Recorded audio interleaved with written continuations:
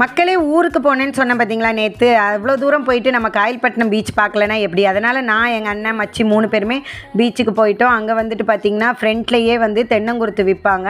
50 ரூபா ஒரு பீஸு. நம்ம சென்னையிலலாம் இதை பார்க்கவே முடியாது. அதுக்கப்புறம் வந்து பார்த்திங்கன்னா சின்ன வயசில் எங்கே வெட்டினாலும் போய் நின்றுவேன் இந்த தென்னங்குருத்து சாப்பிட்றதுக்காக. வாங்கி அப்படியே அரைச்சிக்கிட்டே இந்த பக்கம் பார்த்தா நுங்கு பால் பலாப்பழ ஜூஸ் விற்றுட்டு இருந்தாங்க.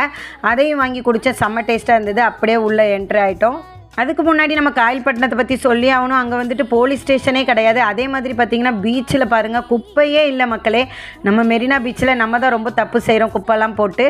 இங்கே அவ்வளோ சுத்தமாக வச்சுருந்தாங்க. அப்படியே நேராக போய் பீச்சில் போய் கால்லாம் நினச்சிட்டு பார்த்திங்கன்னா சுற்றி பார்த்தா இந்த பபிள் ஃபிஷ்ஷாக கிடக்குது மக்களே. அது முள்ளுலாம் இருந்துச்சு. அதனால் வந்துட்டு கொஞ்சம் பயமாக தான் இருந்துச்சு, எங்கே வந்து காலில் குத்திடுமோன்னு சொல்லிட்டு. அதுக்கப்புறம் இவ்வளோ தூரம் வந்துட்டு நம்ம வாடா கஞ்சி சாப்பிடாம போனால் எப்படி நல்லா இருக்குமா? அதனால் பார்த்திங்கன்னா சூடாக வாடா கஞ்சி வந்து நம்ம வாங்கினோம். ஆனால் அங்கே வந்து அவ்வளோ சூடு இல்லை, கொஞ்சம் ஆறி போய் தான் இருந்தது. ஆனால் டேஸ்ட்டு சூப்பராக இருந்துச்சு. அதையும் குடிச்சிட்டு அவ்வளோதான் அங்கேருந்து கிளம்பியாச்சு. ஊரில் வந்துட்டு கந்திரி நடந்துச்சு. அந்த விலாகை நாளைக்கு பார்க்கலாம். பாய்.